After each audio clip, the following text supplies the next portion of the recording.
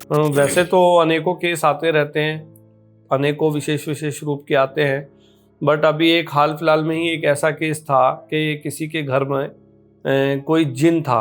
वो उनको कुछ समय तक तो बहुत लाभ देता रहा हर एक प्रकार से, बाकी एक समय के बाद में उसने उनको नुकसान पहुंचाना शुरू कर दिया। और वो उन्हीं की टेरिस पे रहता था उनके घर पर, और ऊपर के रास्ते से ही सीढ़ियों से वो नीचे आता था उनके घर के अंदर। और जब उसको हटवाने के इलाज के लिए वो किसी को ले जाते थे तो वो तोड़ फोड़ मचाता था उनके घर में। हाँ, तो एक समय के बाद में उसको उससे बुलाया गया, उससे बात की गई, तो उसने कुछ भोग मांगा, और भोग में उसने स्त्री का भोग मांगा। स्त्री का भोग मतलब वो उस लेडीज को लेके जाना चाहता था, हाँ, मारना चाहता था। हाँ, मारना चाहता था। वो कहता था इसकी बलि दे दो तो मैं चला जाऊंगा।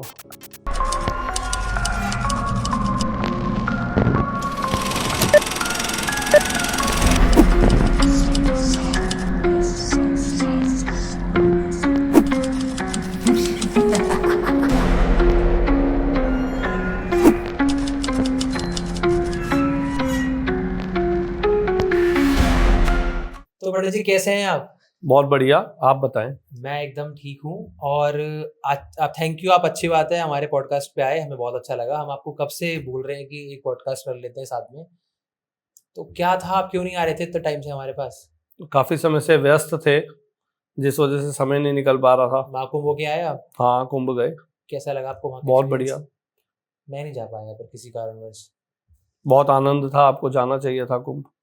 तो पंडित जी मैं आपसे ये पूछना चाहता हूँ कि आप हमारी ऑडियंस को पहले ये बता दें कि आपका शुभ नाम क्या है और आप कहाँ से आए हैं। सबसे पहले सभी ऑडियंस को मेरा नमस्कार।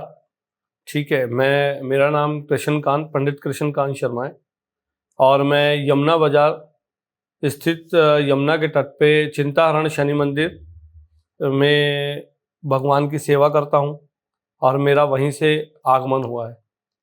तो पंडित जी आप जहाँ से मंदिर में बैठते हैं तो वहाँ पे क्या क्या होता है, आप वहाँ पे क्या क्या करते हैं, आप थोड़ा हमें बताएं और हमारी ऑडियंस को भी बताएं कि आप वहाँ पे करते क्या क्या हैं। मैं जिस मंदिर में विराजमान हूँ वहाँ भगवान शिव और भगवान शनि महाराज की प्रतिमा विराजमान है, उन्हीं की सेवा में मैं वहाँ रहता हूँ।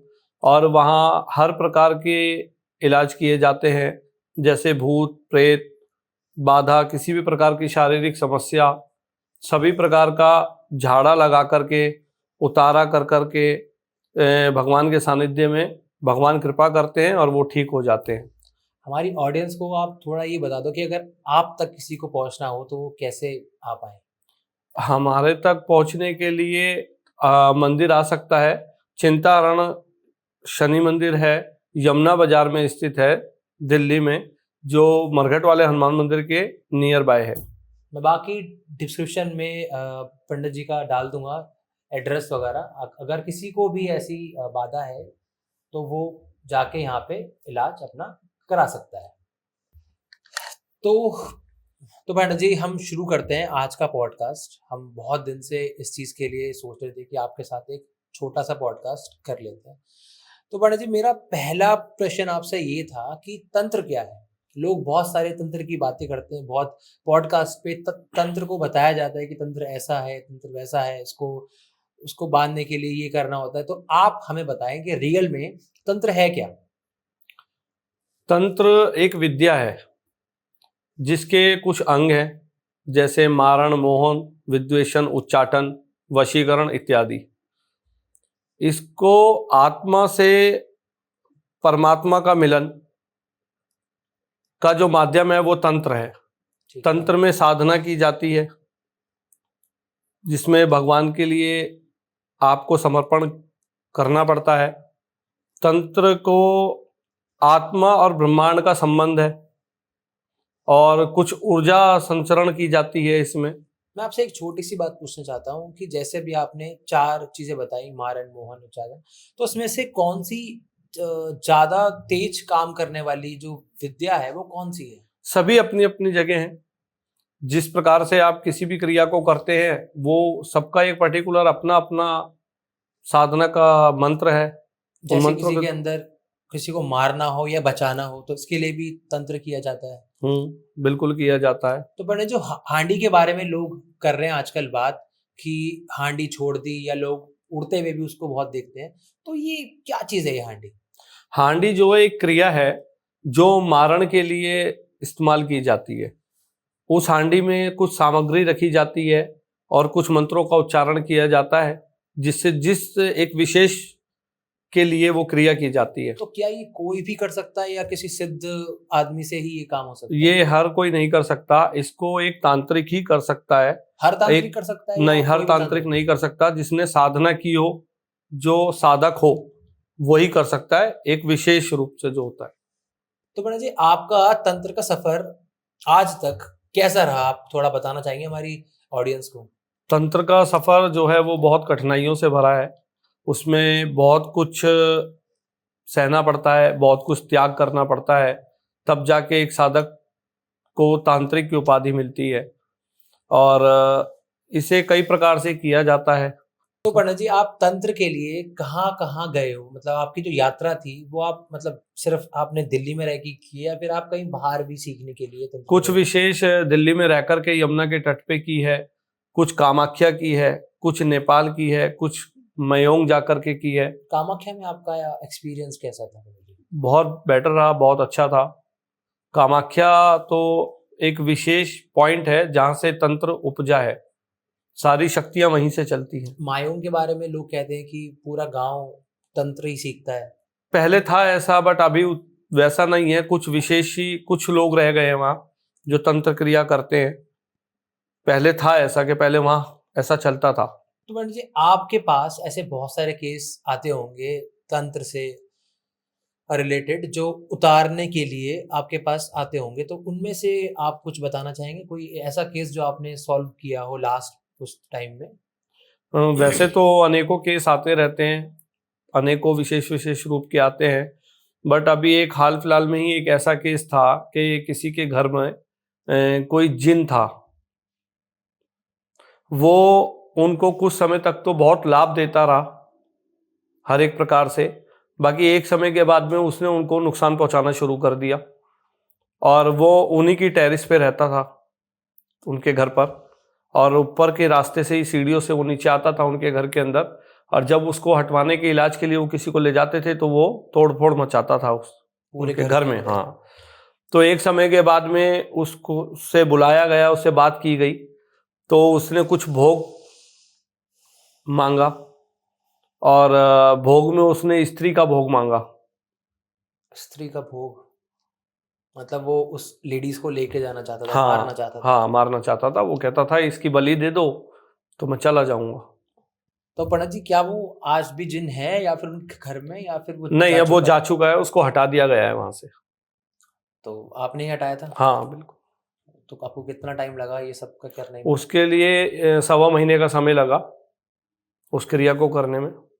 काफी उसने जिन ने हुड़दंग भी मचाया, काफी परेशान भी किया जब उन आप लोगों कोई को। उतारा करते हैं आप लोग, तो आपके ऊपर भी कोई बैड इम्पैक्ट आता है या हाँ फिर? बिल्कुल बिल्कुल आता है, उसका सारा इफेक्ट पड़ता है जितना भी होता है। किसी का उतारा करते हैं, किसी को झाड़ा लगाते हैं, तो उसकी जितनी प्रॉब्लम्स होती है वो उतर के इफेक्ट मारती हैं रिटर्न। एक मैं ऑडियंस को एक चीज बता दूं कि पंडित जी हर सैटरडे अपने मंदिर पे झाड़ा लगाते हैं, और अगर किसी को भी इस चीज से संबंध कोई चीजें हैं तो वो सैटरडे को पंडित जी के पास जाके इनसे बात कर सकते हैं।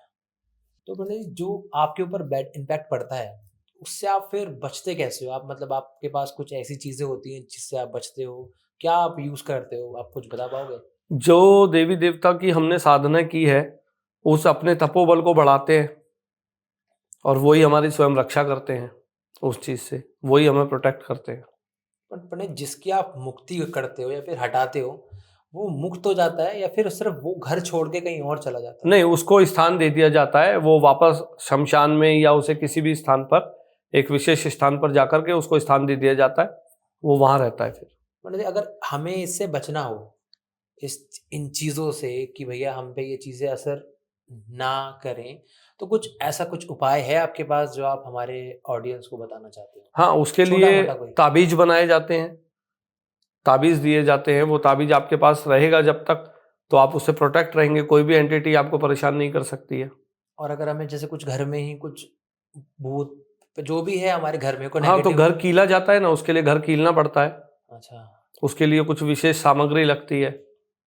और जो आजकल अब बताते हैं कि लोबान जलाओ या फिर ये सब जलाओ, तो उससे फायदा होता है कुछ उससे परसेंट? प्रॉपर फायदा नहीं होता है। एक क्रिया किसी भी चीज को करने के लिए एक प्रॉपर तरीके से काम करना पड़ता है। पर लोबान, जो हमारे कल्चर में लोबान मना किया जाता है कि लोबान नहीं जलाते, गूगल जलाया जाता है, तो क्या ये ठीक है? नहीं, ऐसा नहीं है, जला सकते हैं, जलाने में कोई ऐसी वो नहीं है। तो पंडित जी, मैं आपसे एक क्वेश्चन और पूछना चाहता हूँ कि मैंने 4-5 कुछ ऐसे एंटिटीज़ के बारे में सुना है, पढ़ा है, जो बहुत पॉपुलर हैं, जो बहुत दुःख भी देती हैं और परेशानी भी देती हैं। लोग इससे ये बचने के उपाय भी ढूँढते रहते हैं और उनको कभी-कभी वो जगह मिल जाती है जहाँ से वो उपाय ढूँढ लेते हैं। बट कुछ लोग जो होते हैं वो उनको कभी अपने ऊपर से हटा ही नहीं पाते। जैसे आपने भी एक जिन का बता रहे थे, वो आपने जो हटाया। तो पहला हम बात करते हैं जिन के बारे में। जिन होते क्या हैं? कहाँ से आए? और इनसे बचा कैसे जा सकता है? इनसे बचा कैसे जा सकता है? और बस इतना ही। जिन जो है, जिन काफी प्रकार के होते हैं और इनसे बचने का उपाय है कि इनको भोग देकर के इनको हटाया जाता है। और ये काफी प्रकार से परेशान करते हैं, ज्यादातर स्त्रियों को परेशान करते हैं और ये भेजे जाते हैं। अच्छा। लोग दुश्मनाई निकालने के लिए या आपसी बैर के कारण और लोगों से और तांत्रिकों से, दूसरों से बुरे कर्म के उससे क्रियाएं करवाते हैं और भेज देते हैं। जिनको भेजना इतना आसान होता है या फिर डिफ़िकल्ट होता है पंडित जी, नहीं, कोई ज़्यादा मुश्किल नहीं होता, बहुत आसान है। तांत्रिक लोगों के लिए? तो जिन, मैं एक चीज़ और पूछना था, जो जिन है अगर किसी के ऊपर आ गया है, तो वो उसको पता कैसे होगा? वो जो पेशेंट होगा, उसको पता कैसे होगा कि जिन उसके ऊपर है?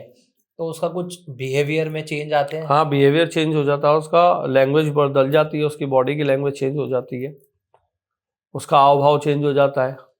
उसको भूख लगनी शायद ज़्यादा लगती है। भूख भी लगती है, बहुत सारी चीज़ें हैं, भोग भी करता है वो। भोग भी करता है, मतलब जिसके ऊपर वो है। ज़्यादातर आप हाँ, बता रहे हो कि वो औरतों के ऊपर या हाँ, लेडीज़ के औरतों ऊपर के आता है। ऊपर तो उनको परेशानी भी देता है बहुत ज़्यादा। बिल्कुल देता है, परेशानी देता है। पंडित जी, एक और एंटिटी है ब्रह्म राक्षस। तो ब्रह्म राक्षस, ये कौन है ये ब्रह्म राक्षस? ब्रह्म राक्षस जो है, ये सभी शक्तियों से ऊपर रहता है, जो सबसे ज़्यादा विद्वान रहता है और सभी शक्तियाँ इसके नीचे रहती हैं। और शमशान का आप इसे राजा भी कह सकते हो, क्योंकि जो शक्तियों को अपने अंडर में रखता है, जितने भी प्रेत हैं, भूत प्रेत जितने भी होते हैं, जितने शमशान में रहते हैं, वो सब उसी के इशारों पे चलते हैं। तो क्या इनको सिद्ध किया जा सकता है? हाँ, बिल्कुल किया जा सकता है शिव। और ये सिर्फ शमशान में रहते हैं हाँ, फिर? शमशान में रहते हैं, वृक्षों पे रहते हैं। और अगर, मतलब ये ब्रह्म राक्षस लोगों को दिखते हैं या फिर सिर्फ ये छुप के रहते हैं? नहीं दिखता कुछ नहीं है किसी को, किसी को भी देखने के लिए उसके लिए कुछ क्रियाएं करनी पड़ती हैं, कुछ प्रयोग करने पड़ते हैं। और अगर किसी पे ब्रह्म राक्षस आ जाए तो उसको आप हटा सकते हैं आसानी से या नहीं हटा सकते? ब्रह्म राक्षस इतनी आसानी से किसी पे आता नहीं है, क्योंकि उसके नीचे की जो शक्तियां हैं, जो प्रेत हैं, भूत हैं, वही सब चलते हैं सबसे ज्यादा, वही लोगों को परेशान करते हैं, वही एक दूसरे के पास भेजे जाते हैं। ब्रह्म राक्षस की आवश्यकता पड़ती नहीं है और इतनी जल्दी वो आता नहीं है, समझ लो वो लीडर है सबका। आजकल पंडित जी भारत देश में हर दूसरे या तीसरे घर में ये काम हो रहा है। लोग कोई ग्रस्त है इन चीज़ों से या फिर कोई किसी पे कर रहा है। तो वो ऐसा है ना, पहले लोग क्या करते थे, आपस में झगड़ लेते थे, तो अब झगड़ों से बचने के लिए लोग तंत्र का सहारा ले रहे हैं। और कुछ तांत्रिक ऐसे हैं जो ये सब चीज़ें सीखते हैं भले के लिए, कि किसी को बुराई से बचाएंगे, बट वो कुछ विशेष वजह की वजह से लोग बुरा करना शुरू कर चुके हैं अब, क्या किसी भी कार्य को पैसा करने। है पंडित जी? हैं? पैसा है? पैसे के लिए करते हैं लोग। तो पंडित जी एक और है, 1.5 फुटिया के बारे में अगर आप थोड़ा बताएं हमारे व्यूअर्स को। तो 1.5 फुटिया भी एक एंटिटी है जो सिद्ध किया जाता है। सिद्ध करने के बाद में वो विशेष रूप से कोर्ट कचहरी या किसी भी चीज को, चाहे वो पैसा हो, उसको ट्रांसफर करने के लिए, इधर से उधर करने के लिए 1.5 फुटिया का इस्तेमाल किया जाता है। तो उसको कोई लेता है या मतलब ये मतलब हाँ, विशेष लेते हैं ना, जिनके जो कर्म होते हैं, जो कार्य होते हैं, वो कार्य कराने के लिए आते हैं, तो उनके उसमें 1.5 फुटिया को भेजा जाता है।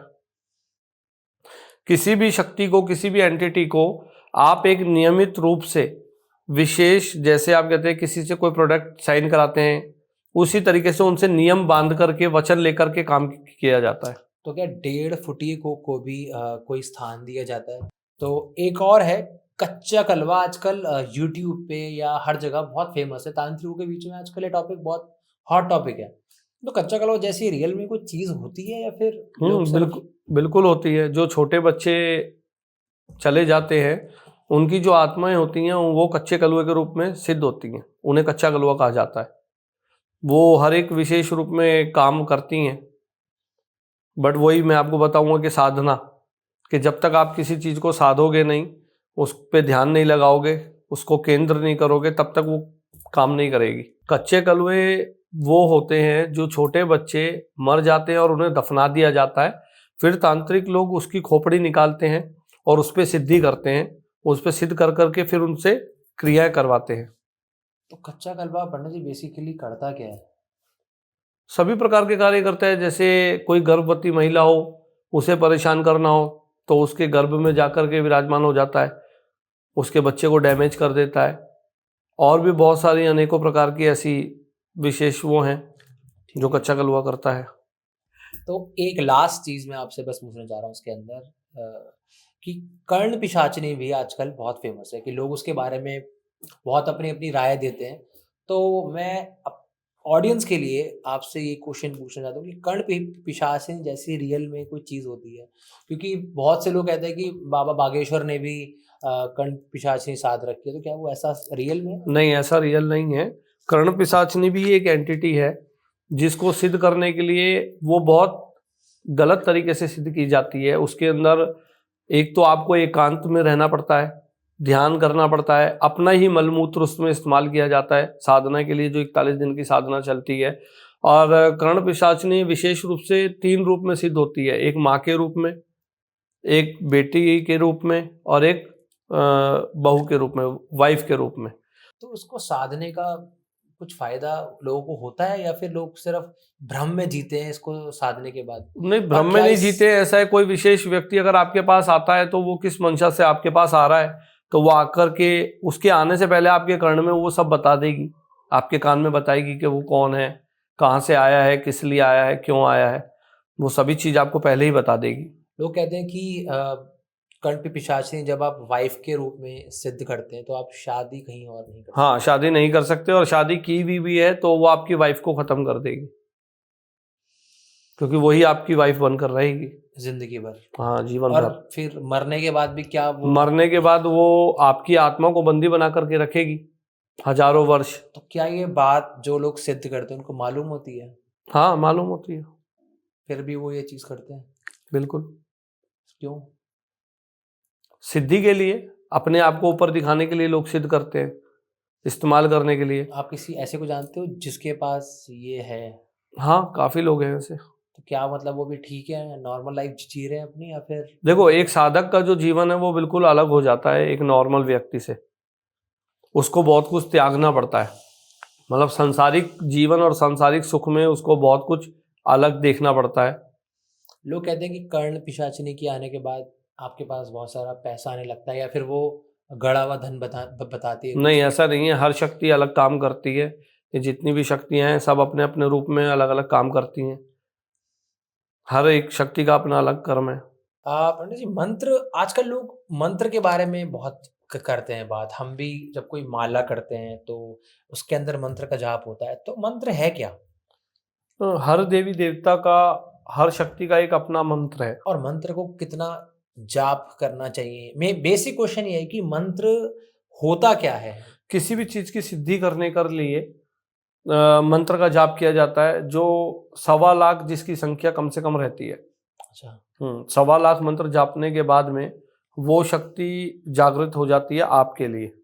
किसी भी एक विशेष मंत्र को आप लेकर के और उसको निरंतर अगर आप जपते रहेंगे, चलते रहेंगे, तो जितना जपोगे और उतना तपोगे, और उसमें आपको उस देवी या उस देवी देवता का ध्यान केंद्रित करना पड़ता है। और करने के बाद में फिर उसके बाद आप एक नॉर्मल इंसान नहीं रहते, आपके अंदर शक्तियां जागरूक हो जाती हैं। तो कौन सा मंत्र है जो बहुत शक्तिशाली है, जो लोग? बहुत सारे मंत्र हैं, अनेकों मंत्र हैं ऐसे। भगवान शिव का है, माँ कालरात्रि का है, और विशेष बहुत सारे हैं। किसी भी एक मंत्र को आप जब जपते हैं तो उसी मंत्र के द्वारा ही लोगों का इलाज किया जाता है, उस मंत्र से ही झाड़ा लगाया जाता है, उस मंत्र से ही उतारा किया जाता है। कोई मंत्र में ऐसा मंत्र है जो लोग अपने घर में जाप कर सकते हैं जिससे उनके घर में पॉजिटिविटी रहे, नेगेटिविटी ना आए? हाँ, ऐसा है, किसी भी एक देवी देवता विशेष का आप करके उनके प्रतिमा विराजमान करके डेली धूप दीप नैवेद्य का उनको भोग लगा कर पूजन करके और डेली आप मंत्र कीजिए, तो वो जागरूक होने के बाद में स्वयं आपकी रक्षा करते हैं। और जैसे आजकल लोग अपने मंदिर के अंदर घर के बहुत सारे देवी देवता रख लेते हैं, क्या ये सही है या फिर? इतने नहीं रखने चाहिए, एक सिंगल प्रतिमा रखनी चाहिए, इतनी मूर्तियां नहीं रखनी चाहिए। आजकल तो लोगों को पता ही नहीं है कि पूजा है क्या, कैसे करनी चाहिए, कब आजकल करनी चाहिए। सबसे सर्वप्रथम अपने पितरों की पूजा करनी चाहिए, जो आज लोग जानते ही नहीं है पितर होते क्या है। कुल देवी देवता को नहीं जानते, लोगों को ये नहीं पता कि हमारे कुल देवी देवता कौन है। आजकल लोग कुल देवी देवता को नहीं जानते और मानते भी नहीं है, वो सिर्फ भगवान को ही मानते हैं। अच्छी बात भी है भगवान को मानना, पर कौन से भगवान को कैसे मानना चाहिए उनको शायद ये नहीं पता। तो अगर आप थोड़ा बता दें कि भगवान को कैसे माना जाए? भगवान की पूजा पाठ के लिए सुबह ब्रह्म मुहूर्त में उठ कर के स्नान आदि करके के भगवान को स्नान करा करके उनका नैमित्तिक दैनिक पूजन करना चाहिए जैसे, और सुबह समय से करना चाहिए। अब तो लोग उठते हैं सुबह देर से और देर से पूजा पाठ करते हैं। भगवान सुबह 4 बजे भगवान के मंदिर को खोल देना चाहिए, पूजा अर्चना करनी चाहिए, ध्यान करना चाहिए भगवान का। और जैसे लोग दूर दूर मंदिर में जाते हैं, बद्रीनाथ, केदारनाथ, बट वो मांस भक्षण भी कर रहे हैं और मदिरा पान भी कर रहे हैं। तो क्या ये सब खाने और पीने से भगवान उनकी पूजा को स्वीकार करता है कि नहीं? बिल्कुल भी नहीं करता है। इन सब चीज़ों का आदेश किसने दिया है? ना शास्त्रों ने दिया है, ना ग्रंथों ने दिया है, ना किसी विशेष ब्राह्मणों ने दिया है, न किसी कथावाचकों ने दिया है। बट आजकल एक जिस कल्चर बन गया है कि लोगों को पीना भी वो है। लोगों को ज्ञान नहीं है ना, अज्ञानतावश में वो ये सब कर्म कर रहे हैं। बाकी इस कर्म के बाद में उनको भोग भोगना पड़ेगा, भोग से नहीं डर रहे हैं, वो सोच नहीं रहे हैं कि भोग। आप जब किसी को जीवन नहीं दे सकते तो आपका अधिकार किसी का जीवन लेने का नहीं है। लोगों की मानसिकता ऐसी है, अगर हम ये भक्षण नहीं करेंगे तो इनकी आबादी बहुत बढ़ जाएगी। हाँ, ये लोग कहते तो हैं बहुत इंसान भी तो ज़्यादा। है, इंसान क्यों नहीं खाते हैं लोग? इंसानों को भी तो खाना चाहिए ना, फिर आबादी बढ़ रही है। बहुत ज़्यादा हो रही है। तो पंडित जी, एक क्वेश्चन जैसे अभी हम बात कर रहे थे कि काली को लोग कहते हैं कि काली माँ को भी भेंट में या खुश करने के लिए बलि दी जाती है। तो क्या ये सच है या नहीं? नहीं, ऐसा कुछ नहीं है, ये सब अंधविश्वास है। लोगों की मानसिकता ऐसी है क्योंकि भगवान को भी इंसान ने अपने हिसाब से बना दिया है। किसी भी देवी देवता पे बलि नहीं चढ़ाई जाती, ना कभी कोई ऐसी प्रथा रही है, नहीं इसका कहीं उल्लेख है शास्त्रों में। जो लोग चढ़ाते हैं, जो चढ़ाते हैं वो अन्याय कर रहे हैं, ये गलत है, इसको रोकना चाहिए। सिर्फ आप मीठे का भोग लगा सकते हैं, मीठे में आप कुछ भी ले सकते हैं, क्योंकि कोई भी देवी देवता आपसे नहीं मांगता, आप स्वयं अपने मन के हिसाब से उसको भोग लगाते हैं। ऐसा नहीं है कि आप किसी जीव को हत्या करोगे। अगर इतना ही आपको भगवान को खुश कर रहे हैं तो आप अपनी औलाद की बलि दीजिए ना। बट आज भी कुछ मंदिरों में इनका इनको मारा जा रहा है, या क्या वो सही है या नहीं, फिर? गलत है, इन सबको रोकना चाहिए। तो पंडित जी, जैसे हम अभी बात कर रहे थे कि काली को भोग देना सही है या गलत, तो मैं एक चीज़ ये पूछना चाहता हूँ कि काली माँ कौन है? शब्द काली बताओ। माँ का जो व्याख्या हमें वेदों में मिलती है, क्या वो वैसे ही है, सौम्य है, क्रूर है, या आप थोड़ा बताइए ना माँ काली के बारे में। वो क्रूर नहीं है, माँ पार्वती ही माँ काली हैं, उनके अवतार हैं अलग अलग। जब राक्षस थे पृथ्वी पर तो राक्षसों का संहार करने के लिए माँ ने कालरात्रि का रूप धारण किया था और राक्षसों को मारा, जिसे महिषासुर मर्दनी कहते हैं भगवती को। तो महिषासुर को मारा, जो एक बहुत बड़ा राक्षस था, और उनका वध किया। मधुकैटभ राक्षस थे, जहाँ जहाँ उनके खून की छींटें गिरती थी वहाँ वहाँ राक्षस उत्पन्न हो जाते थे। तब भगवती ने एक हाथ में खप्पर धारण करके और उसके सब रक्तों को लेकर के समेटना शुरू किया, जिससे वो धरती पे ना गिरे और राक्षसों को मारना शुरू कर दिया, उन सबका संहार कर दिया। काली काल को काटने वाली है। जितनी भी एंटिटीज है ये सब काली के अंडर में रहती हैं। शमशान में माँ काली का वास है, भगवान शिव भी शमशान में वास करते हैं। बाबा भैरव भी। भैरव जी भी शमशान में रहते हैं। तो हमारे यहाँ जो प्रगति मैदान के अंदर एक भैरव बाबा का छोटा सा हाँ, मंदिर है, पुराना किला में स्थित वो। तो वहाँ की जो मान्यता है वो मतलब कि कैसा है, मतलब क्या वहाँ वो जाके। काल भैरव और दूधिया भैरव वहाँ दो हैं। ओके। काल भैरव वहाँ चले थे, जैसे आपने कभी सुना होगा कि रावण को भगवान शिव ने एक शिवलिंग दिया था कि आप जहाँ इसे रख दोगे ये वहाँ विराजमान हो जाएगा। जी। उसी प्रकार से पांडवों के साथ काल भैरव चले थे और यही ऐसे ही वचन करके चले थे, जैसा भी मैंने आपको बताया कि किसी भी एंटिटी से या किसी भी शक्ति से काम लेने के लिए उसे वचनबद्ध करके और उसको भोग दे करके काम किया जाता है। तो ऐसे ही भैरव जी को लेके जब वो चले तो भैरव जी का ये वचन था कि वो उन्हें जहाँ बैठा देंगे फिर वो वहाँ से आगे नहीं जाएंगे, वहीं रह जाएंगे। तो ऐसे ही वो काल भैरव की वहाँ की महिमा ऐसी है। वहाँ भैरव जी को उन्होंने छोड़ा था तो वो वहीं रह गए, वहाँ से फिर उठे ही नहीं। तो भैरव बाबा को वहाँ पे किलकारी भैरव बाबा क्यों कहा जाता है? भैरव बाबा को जब काशी से लेकर के चले थे पांडव, तो उनके साथ वो जब चले तो उनका ये वचन था कि मैं आपके साथ चलूँगा, आपके कंधों पर बैठ करके, और आप जहाँ मुझे नीचे बैठा दोगे फिर वहाँ से आगे मैं नहीं जाऊँगा, वहीं विराजमान हो जाऊँगा। तो दिल्ली में आकर के इंद्रप्रस्थ जिसे कहा जाता था, अब तो नाम बदल दिया गया है शहरों के, तो वहाँ पर उन्होंने पुराने किले पे उनको ऐसे विराजमान किया और वहाँ आकर के उन्होंने बहुत तेज किलकारी मारी थी। तब से उनका वहीं विराजमान हो गया और उनका नाम किलकारी भैरव पड़ गया, जिसे काल भैरव के नाम से भी जानते हैं लोग।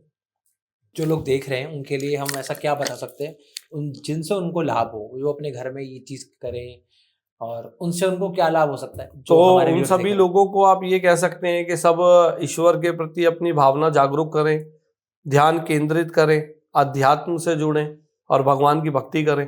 तो हमें ध्यान करने में जैसे लोगों को बहुत तकलीफें होती हैं, परेशानी होती है, तो आप उनको बता सकते हैं कि ध्यान कैसे किया जाता है?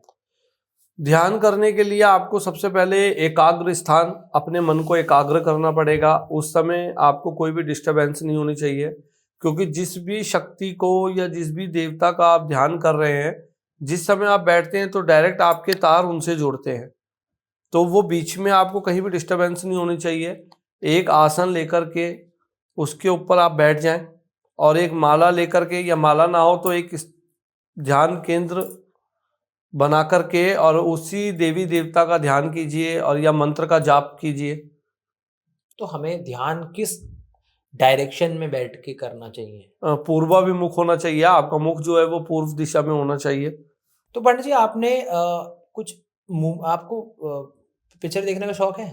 कभी कभी देख लेते हैं। एक हॉरर पिक्चर आई थी एमिली रोज के ऊपर, एक बच्ची थी वो, उसके ऊपर 13 एंटिटीज थी, 13 शैतान थे, एग्जॉर्सिज्म होता रहा उसके साथ बहुत टाइम तक, और पर भी वो बच्ची बच नहीं पाई, उसके ऊपर बहुत सारे शैतान थे, एग्जॉर्सिज्म होने के बाद भी वो बच्ची बच नहीं पाई। तो अगर वो हमारे यहाँ हमारे इंडिया में कुछ ऐसा हो तो क्या क्या वो बच सकती थी?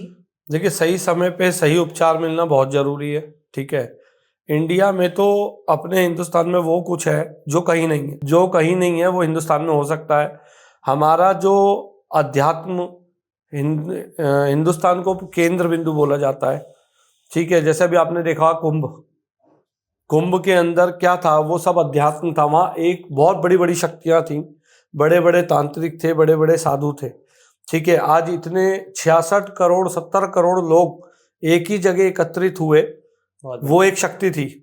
तो अध्यात्म से जुड़ने के बाद में अगर आप उसको सही मार्गदर्शन करते हैं और सही दिशा में ले जाकर के उसका उपचार करते हैं, तो आप मंत्रोच्चारण के द्वारा ही सब एंटिटीज को हटा सकते हैं और उसका उपचार कर सकते हैं और वो दोबारा पहले जैसी ठीक हो सकती है। तो पंडित जी एक चीज़ मुझे पूछनी थी, जैसे बाहर अभी हम बात कर रहे थे जिस बच्ची के बारे में, एमिली रोज, तो ऐसे ही वहाँ पे बहुत सारे लोग और भी होंगे जिनका एग्जॉर्सिज्म ठीक से नहीं हो पाता, वो बच्चे मर जाते हैं, बच्चे या कोई भी जिनके ऊपर प्रेत शैतान जैसी कोई चीज़ होती है। तो ऐसा अगर हम चाहें तो हम ये भी तो कर सकते हैं, जो वहाँ पे सक्सेस नहीं हो पाते उनके एग्जॉर्सिज्म, क्या वो भारत आते हैं? देखिए, भारत के अंदर जो है आजकल लोगों का सोचना है, हालांकि आपने देखा होगा कि विदेशों के लोग जो है बहुत अध्यात्म से आज की तारीख में बहुत जुड़ चुके हैं। बहुत सारे लोग भारत जैसा आ रहे आपने हैं। मथुरा वगैरह में भी देखा होगा, काफी लोग आप देखते हैं बाहर से आते हैं, काशी में भी बहुत है, ठीक है। तो अगर उनको, और फिर लोगों की जो मानसिकता है ना वो बहुत अलग है। लोग इसको अपने भारत में जो ये सब प्रक्रियाएं चलती हैं इसको अंधविश्वास की नज़र से देखते हैं, बट एक समय के बाद में उनको इसे सच मानना पड़ता है, क्योंकि ये सच्चाई है। जितने भी बाहर लोग हैं विदेशों में या अन्य स्थानों पर हैं, अगर उन्हें किसी भी प्रकार की परेशानी होती है तो वो यहाँ भारत में आकर के संपर्क कर सकते हैं। ऐसी कोई चीज़ नहीं है, ऐसी कोई बीमारी नहीं है, ऐसी कोई भी परेशानी नहीं है जिसका इलाज भारत में नहीं है। बट परेशानी कहाँ आती है कि सही समय पे और सही स्थान तक वो इंसान नहीं पहुंच पाता है, जिस वजह से उसे परेशानियों का सामना करना पड़ता है। बहुत से लोगों को ये मालूम ही नहीं है कि सही वक्त पे जाना हाँ, कहाँ है। ये सबसे बड़ी प्रॉब्लम है वो ना। डॉक्टर के पास जाना प्रेफर आज के समय में इंसान ही इंसान का दुश्मन है, ठीक है, क्योंकि प्रभु ने या भगवान ने कभी किसी के लिए कभी बुरा नहीं सोचा है। हर आदमी अपने कर्मों की वजह से झेलता है, और कुछ उसके खुद के कर्म है, कुछ दुश्मन है, अपने ही दुश्मन है। अगर आदमी सही समय पे, चाहे वो प्रेत बाधा हो, चाहे वो किसी प्रकार की बीमारी हो, जैसे कि आजकल लोग कहते हैं कि कैंसर का कोई इलाज नहीं है, ठीक है, बट हमने एक पेशेंट को ऐसा ठीक किया है जो सिर्फ मंत्रों के द्वारा उसका कैंसर खत्म हो चुका है। ऐसे ही वो हमारे पास एक लेडी है, कैंसर की पेशेंट थी, ठीक है, डॉक्टरों ने उसको 1-1.25 महीने का टाइम दिया था कि वो नहीं रहेगी। उसने दवाई खानी छोड़ दी थी। उस दिन के बाद से उसने सिर्फ भगवान का स्मरण करना शुरू करा। कुछ समय पहले वो हमसे मिली, मुलाकात हुई उसकी, और वो आई। आज भगवान की इतनी कृपा उस पर है कि उसको कैंसर है ही नहीं। बहुत बड़ी बात है पंडित जी, ये तो बहुत ज़्यादा अच्छी बात है कि ऐसे लोगों को भी ठीक कर पा रहे हैं मंत्रों के उच्चारण से बस। तो देखो, करने वाले तो भगवान है, सारी शक्तियां उनकी है, ठीक है, चलाते भी वही हैं। हमें तो सिर्फ उनको अपना समय, अपना सब कुछ त्यागना पड़ता है, क्योंकि पृथ्वी पर जो मनुष्य का जन्म हुआ है ना वो सिर्फ एक अध्यात्म के लिए हुआ है। अपना जीवन शैली चलाने के साथ साथ वो प्रभु का स्मरण करे। अगर ये हर इंसान करे तो उसको जीवन में कभी परेशानियों का सामना ना करना पड़े। एक चीज़ मैं और पूछना चाहता हूँ आपसे, जब किसी पे तंत्र होता है, ठीक है, जब वो किसी तंत्र से ग्रसित होता है, तो क्या जब भगवान मदद करते हैं? बिल्कुल करते हैं। कैसे? भगवान तक तो उसे पहुंचाना पड़ता है ना, भगवान से तो जोड़ना पड़ेगा। अगर पूरे जीवन में आदमी ने एक बार ध्यान नहीं लगाया, अपना ध्यान केंद्रित नहीं किया, अपने आप को एकाग्र नहीं करा, देखो, शरीर मरता है, आत्मा अजर अमर है, ठीक है। आत्मा जो होती है वो शरीर बदलती है समय समय अनुसार। इंसान का जो जन्म होता है वो कर्म करने के लिए होता है, बट वो कर्म नहीं करता है, कर्म भूल जाता है धरती पे आने के बाद, क्योंकि ये मायावी दुनिया है, माया के जाल में वो फंस जाता है। अगर वो भगवान से जुड़ा रहे, एक केंद्र बिंदु को पकड़ करके रहे, अध्यात्म से जुड़ा रहे, तो उसको कुछ परेशानियों का सामना तो करना पड़ता है, मगर उसको उस परेशानियों से निकालने वाले भी भगवान ही होते हैं। शक्तियां एक नहीं है, शक्तियां अनेकों प्रकार की हैं, बस आपका विश्वास होना चाहिए। आजकल बहुत से लोग तो नास्तिक बनते जा रहे हैं, अधर्मी है, अधर्मी। संसार में सबसे ज्यादा अधर्मी और ढोंग है, क्योंकि ये कलयुग है। कलयुग के अंदर सबसे ज्यादा छल का प्रभाव है। आदमी सोचता है कि हमने छल कर लिया है, हमने उससे पैसा ले लिया, हमने उसे बेवकूफ़ बना दिया, मगर वो ये भूल जाता है कि छल जो है जिस प्रकार आप करोगे उससे दुगना आपको मिलेगा कलयुग के अंदर। तो पंडित जी, आज आप आए, हमें बहुत अच्छा लगा हमारे पॉडकास्ट में। हमारा पहला पॉडकास्ट है और पहली बार ही आप आए हो यहाँ पे, बहुत अच्छा लगा हमें। आज का पॉडकास्ट यहीं तक हम समाप्त करते हैं, पर हम कोशिश करेंगे आपके पास, आपके मंदिर पे आने की, वहाँ बैठेंगे, आपसे कुछ थोड़ी बातें करेंगे, कुछ होते हुए भी देखेंगे जो आप वहाँ पे शनिवार को करते हैं।